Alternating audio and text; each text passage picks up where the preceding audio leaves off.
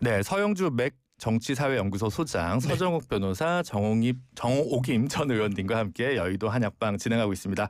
서정욱 변호사님, 그래서 최근에도 그러면 긴밀하게 윤석열 전 대통령과 소통을 하고 계시다는 말씀이십니까? 뭐 제가 마지막 뵌 거는 이제 그 대선 전에 탈당을 권유하려고 네. 사저에 그 찾아가 뵌 게 마지막 뵌 거고요. 아, 올 봄에. 예, 네. 한 5월 달쯤에. 네. 그리고 이제 그 변호인들은 이제 그 수시로 네. 저 소통해서 어떤 상황인가 아. 이거는 이제 그 하고 있고요. 네. 지금 두 분 다 건강이 좀 심각한 상태로 듣고 있습니다. 네. 특히 김건희 여사는요. 네. 혈압이 35에서 70이다. 네, 그런 보도가 있더라고요. 이게 원래부터 저혈압으로 아산병원에 입원할 때요. 네. 그때도 제가 확인해 봤는데 그때 어지럼증으로 이게 쓰러질 끝에서 휠체어를 탔거든요. 이걸 마치 뭐 특검 구속 피하려는 꾀병처럼 이렇게 공개한 건데 그게 아니고 지금 상당히 그 어지럼증으로 쓰러질 수 있는 이런 심각한 이게 그 상황이라고 듣고 있습니다. 네. 근데 최근에 서 변호사님께서 김건희 여사는 어쨌든 윤석열 전 대통령보다는 정무적 감각이 좀 뛰어나다 이런 평가를 좀 하신 걸 봤는데 네. 특별하게 이제 그렇게 생각하신 어떤 맥락이나 이유들이 있습니까? 그동안 쭉 이제 보시면서. 제가 이제 그 두 분 다 만나서 정치 이야기를 좀 해봤어요. 네. 직접. 네. 그런데 그 김건희 여사가 뭐라고 제가 기억이 나느냐면 아이고 우리 그 대통령이 너무 이게 우쪽으로 네. 너무 이게 극우 쪽으로 이게 유튜브 봐가 이쪽으로 가서 큰일이다. 네. 정치라는 게 중도로 이게 넓은 중도로 나가야 되는데 이런 이야기를 하시더라고. 그때 제가 느낀 거죠. 아 이분이 더 중도로 나가자는 게 맞는 방향이잖아. 아니 서 변호사님은 더 오른쪽으로 가셔야 된다고 하시는 거 아닙니까? 저 극우 아닙니다. 아, 네, 아니시고요. 저는 이게 저도 뭐 중도 보수는 아니지만 정통 보수인데. 아, 단독 근데 나왔습니다. 말은 서정욱 맞잖아요. 극우 아니다. 그건 아니에요. 말씀은 맞잖아요. 중도 쪽으로 가자. 네. 그걸 보고 좀 되게 그리고 김건희 여사가 소통하는 분이 진중권 교수나 네. 옛날에 그 서울의 소리 그런 게 녹취가 나왔잖아요. 주로 이제 그 진보 쪽에 있는 분들하고 많이 소통하더라고. 아. 이걸 보고 제가 느낀 거죠. 아니 네. 제가 조금만 얘기해도 돼요? 네네, 말씀하시죠. 이 김건희 씨가 정말 정치 감각이 뛰어나다면 소통 자체를 하지 말아야죠. 대통령 부인이 무슨 진보고 보수고 소통을 합니까? 여기서 지금 사달이 벌어져 갖고 지금 오늘날 보수가 괴멸하게 생겨가지고 지금 서정욱 변호사하고 저하고 이렇게 양쪽으로 앉아가지고 지금 이런 상황까지 지금 맞이하게 됐는데 오히려 주변 분들이 정말 쓴소리를 했었어야 돼요. 제발 가만히 계시라고. 그게 안 되니까 지금 이 상황이 되고 혈압이 그렇게까지 떨어지는 거죠. 아, 사실 그게 이제 두 가지 견해가 있더라고요. 처음에는 김건희 여사가 정무적 감각이 좋기 때문에 알았더라면 계엄이 일어나지 않았을 거다 이런 견해가 있고, 다른 한편으로는 너무 이제 본인의 어떤 지위를 넘어서는 일들을 하면서 문제가 좀 심각해진 거 아니냐, 이제 그런 이야기들이 좀 많이 나오는데 이 사태에서 어떻게 보시나요? 전 서정 변호사님 말에 100번 동의합니다. 네. 그건 누구나 할 수 있는 거예요. 기준점이 다르잖아요. 네. 기준점이 윤석열 전 대통령보다 정무감각 뛰어나다잖아요. 윤석열 전 대통령이 정무감이 있어요? 그러면 국정 운영 능력 있습니까? 네. 당연히 뛰어나죠. 그건 일반인도 다 할 수 있는 것이고, 사실상 특검을 통해서 드러나는 것은 김건희 씨가 사실상 V제로였다. 대통령 위에서 갖가지 많은 국정과 그 권력형 뭐 공천 개입, 인사 개입 이런 것들도 했을 정황들이 드러났잖아요. 저는 이런 걸 보면 당연히 서정욱 변호사님 말이 맞아요. 네. 모든 일을 했어요. 아. 그래서 말씀한 대로 정욱 의원님 말대로 이 사단이 난 거죠. 네. 가만히 있었어야죠. 대통령이 국민 선출한 그 한 사람이지 그 대통령의 배우자가 대통령입니까? 그 행사를 하다 보니까 여기까지 왔고, 조은석 특검이 공소장에 그 특검에서 조사하는 것도 김건희 씨도 이번 내란에 대한 배경으로서 조사를 한다라고 했으면 이 모든 것들이 김건희 이 사람으로 인해서 돌아갔다, 지난 3년은. 네. 그러면 대통령보다 훨씬 더 정무감이 있었다고 저도 인정하는 거예요. 보수 쪽에서 사실은 이제 문제의식이 있는 것 같아요. 동아일보 오늘 칼럼 제목 중에 왕비의 비극, 김여사의 막장극이라는 이제 칼럼이 있었거든요. 동아일보입니다. 그래서 그런 걸 보면 이게 좀 하여튼 문제적이라고 이제 생각이 드는데, 이 상황에서 국민의힘 내부로 좀 들어가 보겠습니다. 윤 대통령 부부를 석방해야 된다라고 이제 신임 김민수 국민의힘 최고위원이 얘기했고, 또 이제 윤 대통령 면회도 다시 신청한 상황인데, 이에 대해서 장동혁 대표는 접견에 관해서 NCND라고 할까요? 적절한 시기와 방식을 고민하겠다고 하면서 약간은 거리두기가 있는 것 같은데, 이러한 상황에 대해서 정옥임 의원님 어떻게 보시나요? 지금 장동혁 대표는 조금씩 달라지고 있는 것 같고요. 네. 또 장동혁 대표가 어느 날 갑자기 180도 달라졌다 그래도 놀랄 일도 아니라고 저는 개인적으로 생각해요. 네. 이미 보여준 것도 있고요. 계엄을 해제 찬성했다가 다시 지금 윤호개는 하고 이런 상황 말씀하시는 거죠? 기타 등등이고요. 네. 그다음에 이제 국민의힘 김민수 최고위원은 제가 볼 때 어떤 계산이 아니라 거의 자기 생각이 이런 건가 싶을 정도의 그러니까 이게 뭐라 그러나 이런 거를 확신범이요. 저는 범이라는 말을 쓰고 싶지 알겠습니다. 않아요. 죄송합니다. 신념의 강자. 모르겠습니다. 그래서 지금 이런 상황인데 이게 참 역설적인 게 뭔지 아십니까? 네. 이렇게 해가지고 예를 들어서 지금 본인이 합리적인 보수라고 생각하는 사람들이 막 걱정하잖아요. 네. 그런데 이게 먹혀들 때가 있어요. 그 타이밍이 뭐냐면은 민주당이 오버할 때, 극단적으로 갈 때, 마치도 완장을 찬 인민재판의 주역인 것처럼 막 그 거의 뭐 몽골 기병처럼 몰아붙이잖아요. 네. 그래서 민심의 이상기류가 생기면은 이 사람들이 그러니까 우리가 이럴 수밖에 없잖아. 심지어 이 사람들이 그런 얘기 하잖아요. 오죽하면 대통령이 계엄을 했겠어. 이게 이제 먹히는 상황이 나오잖아요. 그럼 한국 정치는 그야말로 이제 중남미 스타일로 가는 거죠. 아, 네. 그 김민수 최고위원 행보가 좀 장동혁 대표가 부담스러워할 거다라는 분석이 있고 다른 한편으로 굿캅, 배드캅 뭐 빨간 팀, 파란 팀 이렇게 나눠서 역할 분담론을 하고 있는 거 아니냐 이런 분석도 있는데 뭐 이런 분석 그리고 혹시 지금 장동혁 대표는 이 상황에서 어떤 실리를 챙기거나 어떤 행보를 가져갈지 서영주 소장님. 장동혁 대표는 큰 꿈을 꾸고 있겠죠. 네. 내가 대표까지 됐어? 설마라는 그런 생각을 안 할 거라고 생각하지 않습니다. 아, 전환길 씨를 등에 업고 대표가 됐고 전환길 씨가 말하는 건 윤어게인이었고요. 네. 윤어게인이라는 것은 이 계엄은 정당했다라고 하는 내란에 대한 옹호입니다.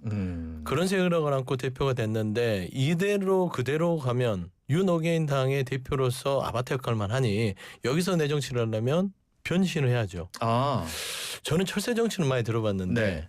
카멜레온 정치는 제가 장동혁 대표를 보면서 네. 야, 이게 온도에 따라서 변신이 그냥 장난이 아닙니다. 카멜레온도 새 아니에요? 카멜레온은 저기 도마뱀 양서류 아, 아니에요? 그렇구나. 맞다, 그렇습니다. 맞다. 파충류 쪽인데 이게 온도에 따라서 색깔을 바꿔요. 네. 한동훈 쪽에 있다가 또 거기에서 또 이득을 취해서 있다가 윤석열 전 대통령 쪽에 갔다가 이렇게 쭉 가는데 카멜레온 정치는 성공하기가 쉽지 않습니다. 왜냐하면 카멜레온 자체가 네. 변하지 않기 때문이죠. 아. 그래서 저는 장동혁 대표의 변신을 응원을 하나 그 누구에게는 이제 배신이 될 수 있다. 친하게는 지금 배신자로 찍혀 있잖아요. 네. 자꾸 변신하다가 전환길 씨한테 찍히면 또 배신자로 낙인 찍힌다. 그러면 서영주 소장님은 그분 전환길 씨를 지명직 최고위원으로 지명 안 할 거다. 안 하죠. 안 한다. 절대 안 하죠. 저는 전환길 씨는 네. 의병으로 밖에 두고 네네. 그 의병을 견제할 또 다른 전시를 데려올 가능성이 크다. 또 다른 전시. 그렇죠. 그래서 전환기를 견제할 사람은 또 다른 전시인 정광훈밖에 없다. 저는 그래서 그런 어떤 큰 그림을 장동혁 대표가 그리고 있지 않을까 생각합니다. 네. 서정욱 변호사님 어떻게 보시나요? 제가 두 가지 말씀드리면 네. 일단은 이게 장동희 대표는 변신한 게 없어요. 네. 일관됩니다. 계엄은 반대, 탄핵도 반대. 일관된 자세예요. 아. 저는 한동훈을 배신했다 동의할 수 없고요. 자, 그다음에 그 문제는 장동혁 대표하고 김민수 최고가 막 갈등 관계에 있다. 둘이 뭐 싸우고 있다.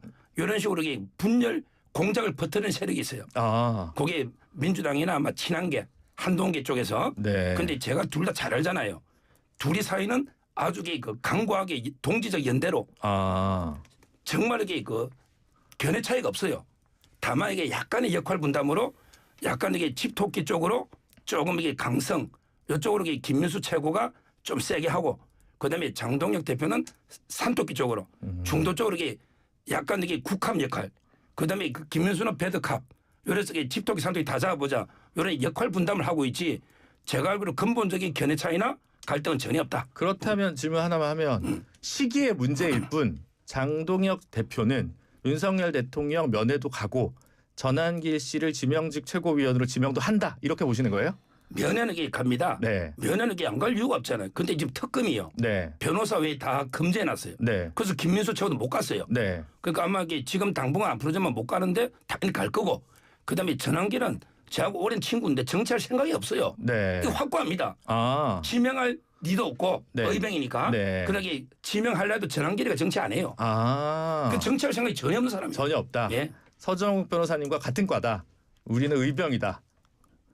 근데 걔는 걔라고 친구이고 아, 네. 그런데 전환길은요. 네. 당원이에요. 아. 저는 당원다입니다. 아, 네. 그 차이는 있어요. 나 그렇다. 둘 다 생각이 없어요. 근데 이제 그러면 김민수 최고는 뭐 변호사도 아니지만 장동혁 대표는 어쨌든 판사 출신이고 변호사니까 윤석열 대통령 만나러 가려면 변호인으로 등록하면 뭐 내일이라도 가지 않습니까?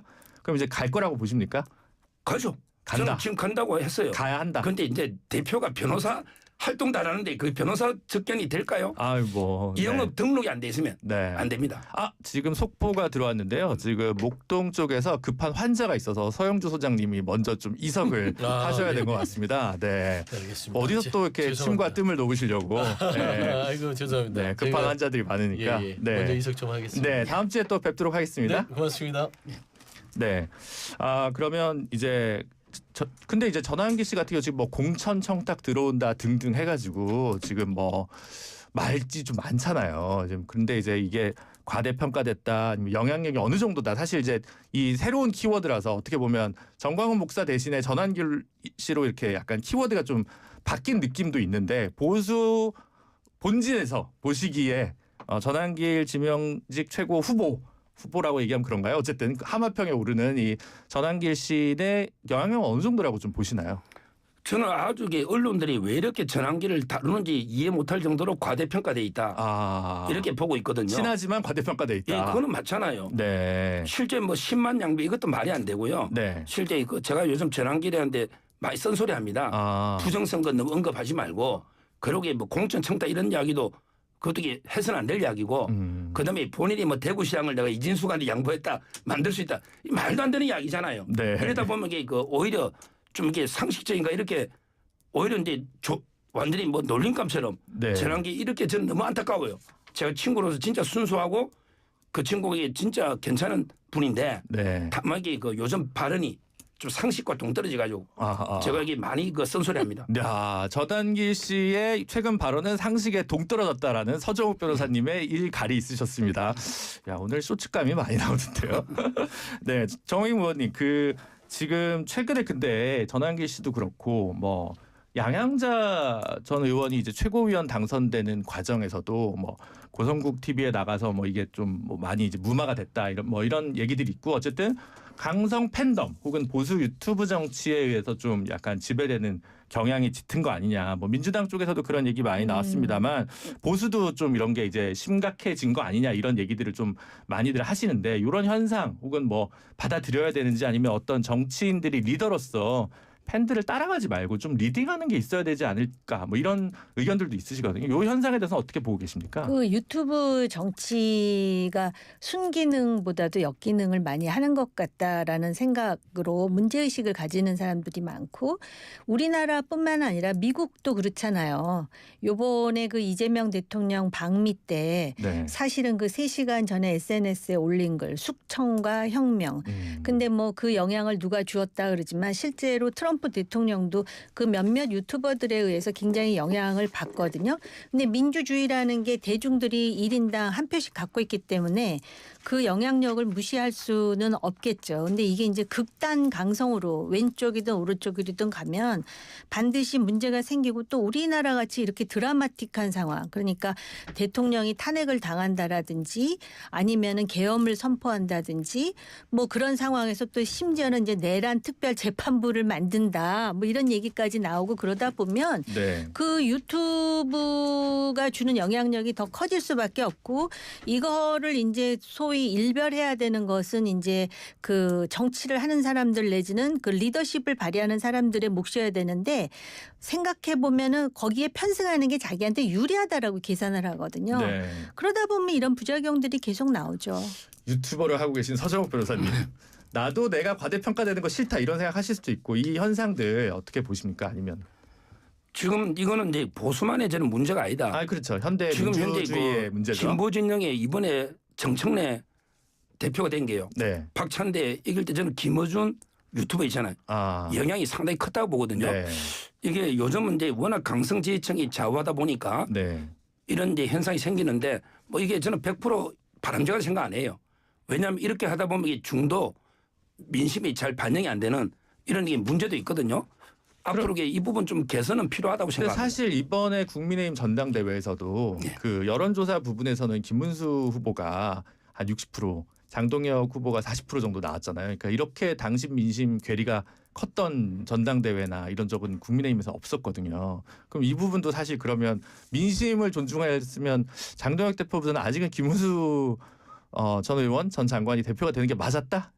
그런데 전 앵커님 말씀이 50%는 맞고 50은 좀 생각해 볼게요. 네, 장동혁 대표가 유튜브에서 압도적 지지로 된 걸 맞아요. 네. 그러나 김문수 후보가 꼭 민심을 앞선다기보다는 여론조사에서는 앞섰으니까. 예. 네. 근데요. 장동혁 인지도가 낮아요. 네, 제가 아는 분들이 김문수 이름 알아. 대선 후보로서 41% 넣잖아. 그렇죠. 따라서 이게 인지도 면에서 김문수 후보가 6대4가 된 그 측면이 절반이 있다. 그래서 이게 무조건 민심이 김문수다.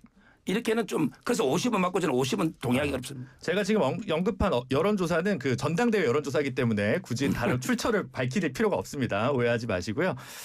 이제 요 얘기 한번 해볼게요. 한동훈 전 대표가 최근에 이제 정치 행보를 조금씩 재개하고 있다 이렇게 보이는데 사실 한동훈이라는 정치인은 이제 비대위원장 했다가 사퇴했다가 또 바로 당 대표 했다가 또 사퇴했다가 되게 이제 또 굉장히 어떻게 보면 초반부터 되게 다이나믹한데 이제 좀 뭔가 새로운 걸 좀 보여줘야 된다라는 요구도 있는 것 같고 근데 다른 한편으로 당내에서 지금 이제 소위 찬탄파와 화합을 할 수 있냐 그런 새로운 리더십으로 갈 수 있냐 이런 이제 의문도 있습니다. 그게 옳고 그름을 떠나서 정호임 의원님이 한동훈 대표의 어떤 새로운 행보 어떻게 보고 계십니까? 근데 글쎄요 너무 이렇게 그 레드 오션 같은 얘기만 하는 건지는 모르겠지만 네. 지금 당장 이제 곧 나설 거라고 하는데 네. 뭘 할 수 있지 딱히 떠오르진 않아요. 왜냐하면 선거 때라면 공천을 받아서 뭐 보궐선거에 나간다든지 사실은 선거로 이야기를 하는 건데 지금 물론 이제 장동혁 대표에게 이제 소위 그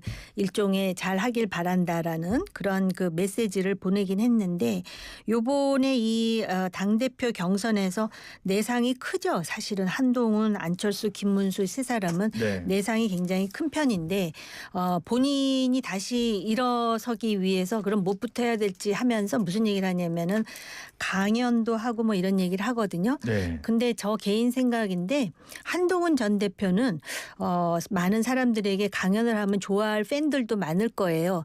그런데 제가 볼 때는 일단 좀 경청하는 자세가 우선 먼저 되어야 되는 것이 아닌가 이런 생각이 드네요. 서정욱 변호사님 어떻게 보십니까? 지금 친윤들이나 보수층에서 네. 제일 이제 배신자로 보는 게 그 이준석, 네. 그다음에 유승민, 네. 안철수 네. 있는데요. 네. 이 세 명을 모아놓은 것보다 훨씬 더 이게 미워하는 게 한동훈입니다. 따라서 저는 당분간 재기가 어렵지 않을까. 네. 보궐선거 공천도 안 줄 겁니다. 장동희 대표가. 네. 저는 뭐 살짝 이 정치임이 끝난 게 아닌가 이렇게 봅니다. 그리고 현재 그 말씀에 대해서는 제가 말씀을 드리지 않았으면 네, 네. 시간이 되나요? 괜찮습니다. 바로 그런 배제의 정치 때문에 윤석열 대통령 전 대통령이 영어의 몸이 된 거예요. 다 마음에 안 들겠죠. 이 네 사람을 합친 것보다 더 마음에 안 드는 부분을 갖고 있는 사람이 윤석열 전 대통령일 수도 있어요. 그렇기 때문에 물론 지금은 한동훈 전 대표가 수세에 있고 장동혁 지금 대표 체제이지만 그 대표 체제가 저는 굉장히 강고하다라고는 생각이 안 들거든요. 그래서 이제 여기서 어떤 창의성을 발휘하는지 좀 봐야 되겠죠. 아까 유튜브 문화도 말씀하셨는데 그 유튜버들과 관련해 갖고 조금 뼈아픈 진실은요.